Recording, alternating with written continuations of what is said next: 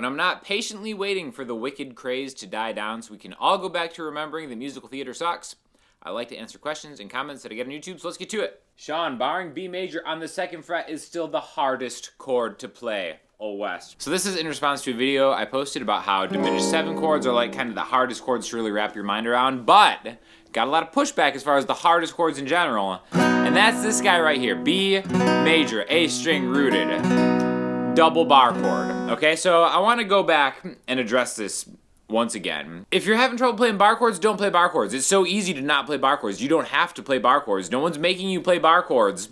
Even though you think the Melbay police are gonna come back at you and you're like, oh, I gotta fret this B major. Like, this is the easy way? Where my pointer finger's on the high E string and my middle finger's 2 frets higher, 4, 4, 4. That's the easy way. This is the professional way? No, guys, you don't have to play bar. There's always an easier way to do it.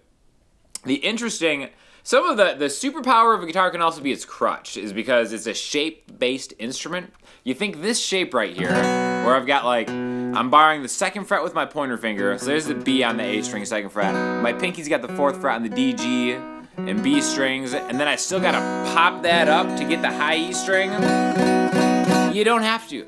Stop it right now. Way easier way to play it, couple easier ways to play it. I think a better way to play it is this right here, where you just get a double power chord, 2A, 4D, 4G, leave the B string open because it's just another B, and then add an open E string in there.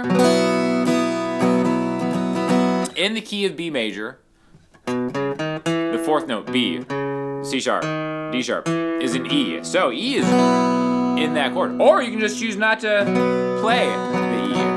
Now again, this isn't a major chord, it's a minor chord, it's really just a power chord with an E in there, but you can also do a bunch of different creative things to make it more major. I personally love the key of B major. B major is one of my favorite keys to play in, and a lot of like the songs that I write are in B major. Just because I think there's like a lot of interesting things that you could do with them, to do with the chords around it and like where it actually sits on the guitar neck. But we're just going to go through a couple different ways to play B major, all right? Now, a lot of times you will see this. I think it's seen most commonly as the 5 chord in the key of E major, okay? Now, again, what that means is like the most common major chords in E are E major, A major, and B major, and doing it like that is like, it's tricky. It's not easy. It's not easy for everybody. So first of all, what we're gonna do is we're gonna take that A major chord and we're just gonna slide it 2 frets higher, right? If you can fret an A major chord properly, however you do it, whether it's like with 1 finger, open A, 2D, 2G, 2B, open E, or with these fingers, maybe 2 fingers and help, however you do it, just pop that 2 frets higher. Because in this specific context, in the key of E, A and E, if you accidentally hit the open strings, it's fine, you know what I mean? But even better than that, just kind of think of picking it or targeting just the D, G, and B strings. I think that's some of the best practices you could do, is actually just targeting the strings you're trying to hit. Best thing you can do on guitar, number 1 thing is learn music theory. Number 2 thing is work on targeting where you're actually playing so you don't have to worry about all 6 strings and getting every single one to sound out. A B major chord is only 3 notes. Again, you can play 6 different ones, 6 notes to get these 3 different notes, but at its core, this is a B major. That's the 2nd best thing you can do on guitar. The 3rd best thing you can do for guitar is put Elixir strings on it. This video is sponsored by Elixir strings. Really cool, we're actually giving away a ton of Elixir strings. So, if you sign up for my mailing list, I'm just going to randomly pick some people to ask for their address, and we're just going to ship a bunch of Elixir strings to you. So, check that out, because like I said, 3rd best thing you can do for guitar is put Elixir strings on your acoustic or electric guitar. They last way longer. They're way easier on your fingers. You don't have to worry so much about like building calluses and stuff like that, which is another kind of hot take myth that I could maybe address in another video if you guys are interested. But yeah, it eliminates string noise. They last way longer, and they're just kind of better all around, in my opinion. A lot of people have different opinions on strings. I've been using Elixir strings for literally over a decade, and I do not plan on changing any time soon. So, I will have an affiliate link in the description, and like I said, sign up for the mailing list, and I'll just pick some random people to ship some strings to you thank you so much to Elixir Strings for sponsoring this video. Let's talk about some other ways to play B major.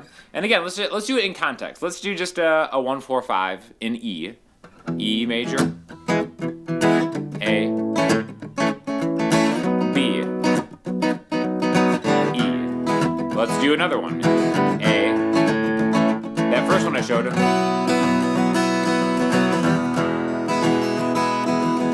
Or E, A, double bar chord. Now, was any one of those three voicings that we used better? I don't think so. In fact, in the context of actually playing a song or maybe playing with other musicians, no one would even notice whether you play B major as a full double bar chord, as an isolated 3-note A major shape 2 frets higher, or as this kind of spicy open B and E version. Doesn't matter. The other way we could do it is think of the F major chord, because really in terms of guitar player hell, F major and B major are like the two that people struggle with, because they see in maybe traditional learning, platforms that you have to bar it as this, when really just focusing on like the middle 4 strings for an F major, 3, 3, 2, 1, is probably a better way to do that. Slide that all the way up here where your pointer finger is in line with the 7th fret, which, like, as you should know, that 7th fret on the E string is a B. And there we go, right there. There's another B major. So the cool thing about this is when you're playing a 1, 4, 5, and again, E major, A major, B, instead of doing them in different voicings where you kind of go down a string, I think it's just as cool, sometimes contextually even better, to maybe go 1, 4, 5. In fact, I think if you see, I've seen live performers actually use this trick way more than anything, just because it's so easy. You can keep the same shape, just make an E major chord, but without, I guess you could keep your pointer finger on there if you want. Let's just use this, E major. And then now I'm thinking of my middle finger as being the lead finger here, even though the root note is the open E string. If I get my middle finger and I track it all the way to the 7th fret, now it's an A major, the 4 chord. Now I track it 2 frets higher. Now it's B.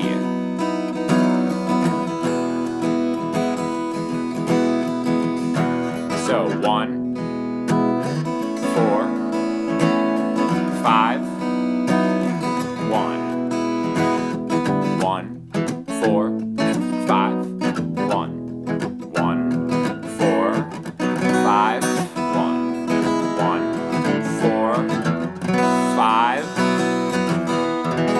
1. So, no excuses. If this is giving you a hard time, which I totally understand, this is really tricky. Again, it's something that I worked on forever, and I'm glad that I have it. I'm not trying to say that, like, don't learn bar chords, right? It's super helpful, but if it's kind of stunting your playing and, like, you're just, like, frustrated with it, you don't have to do it. You can cheat. It's not even cheating. It sounds better. So get yourself an Elixir string set, and then start playing your B major like an absolute pro. This guy has turned into a bigger shill than Daryl Braun. Nothing but BS clickbait titles and paid ads for Sweetwater or anyone else, Elixir Strings, who will throw money at him. This is a great salty comment. I actually replied to this one. I go, I will not stop until I become the alpha shill. To which he replied, reach for the stars. If you don't make it, at least you'll have a house full of cash and junk in Sweetwater boxes. I cannot stress how succinctly someone has put my actual dream into a hate comment. Reach for the stars. If you fail, you'll end up with a house full of cash and unlimited gear. Like, my brother, thank you so much. That's been this goal all along. If I can have a house full of cash and unlimited guitars, man, I'll take that loss. I'll take that L for sure. Anytime you want to sign me up for that, I'm ready for it. The best part about not being in college anymore is no longer having to pretend you like Bob Marley songs. This is actually a super accurate comment I got on teaching a Bob Marley song last week that I think is actually so funny. Like, I don't dislike Bob Marley by any stretch of the imagination. Great songs, but I do remember distinctly, like, being in college, everybody's always just playing Bob Marley. Like, what? Something about that particular time. I don't know if it's still true today. I don't know what these kids are listening to today, but yeah, I kind of resonate with that a little bit. Great lesson, Sean. You frequently play your D18. You also have a D35, I believe, Rosewood. Which guitar do you prefer? Yeah, totally right. So this is a Martin D18. By the way, I love talking about Martin guitars, so don't get me started. I think that the D18 might dollar for dollar be the best Nazareth made Martin. We all know that dollar for dollar the best Martin is the Sean Daniels signature Martin guitar, which some people have already had delivered, so definitely get them because those are flying off the shelves. That one is made in the Navajo factory, but as far as like the American made ones, I just think that the D18 dollar for dollar is so good. I love this guitar. I think it's just like, I wouldn't say there's a lot of frills on this one, but it's just awesome. Now, my D35 back in Florida is my favorite guitar that I own. Not hugely different. It has a 3-piece back inside with the D35. This is just one solid piece on the back.